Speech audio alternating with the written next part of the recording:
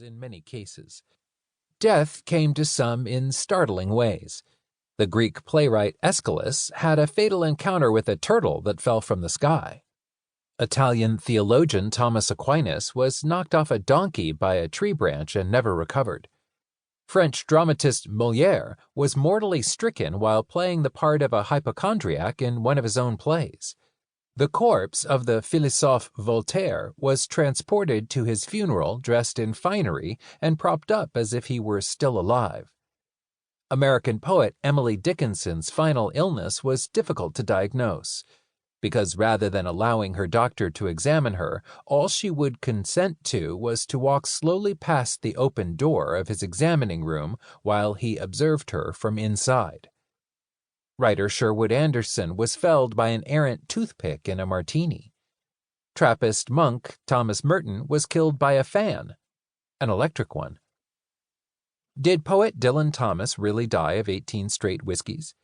And was it a stray bottle cap, too many pills and too much liquor, or murder most foul that did in playwright Tennessee Williams? Ages of authors at the time of death have also varied widely. Curiously, even though average life expectancies have substantially lengthened in modern times, writers do not seem to have benefited from the improvement.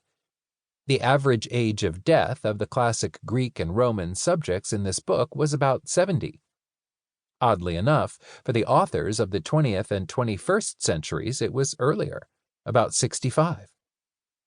Ages at death range from Sophocles at 91 and George Bernard Shaw at 94 to Percy Bysshe Shelley at 29 and John Keats at only 25. This book explores not only the individual causes of death and the circumstances surrounding it, but also what each author might have thought about the end of life.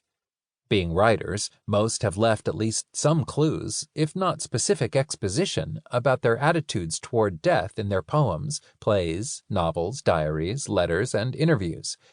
They exhibit a wide range of opinions.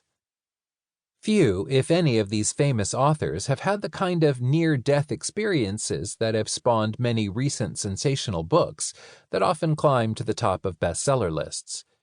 The array of such alluring titles is dizzying. Proof of Heaven, Return from Tomorrow, My Descent into Death, 90 Minutes in Heaven, Life on the Other Side, Waking Up in Heaven, and Heaven is for Real, are a few of them. One classic author who stands out as an anomaly for his unwavering certainty about the existence of an afterlife is Arthur Conan Doyle, Sherlock Holmes' creator, who insisted that he was able to converse with folks who had passed over to the other side.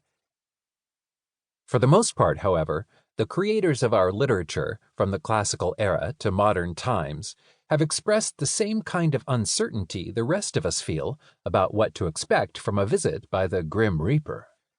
Like anyone else's, the author's views about death are shaped by their religious and philosophical beliefs, which span the gamut from polytheism and Stoicism in the classical Greco-Roman period to Christianity, prevalent in the European Middle Ages and Renaissance, to deist and transcendental thought, developed in France and America in the 18th and 19th centuries, to the questioning agnosticism or blatant atheism that pervades the contemporary age of anxiety.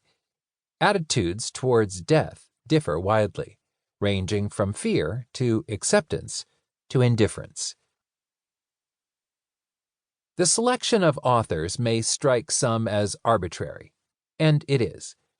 It is based on purely personal preferences, appearing in a chronological sequence by date of birth.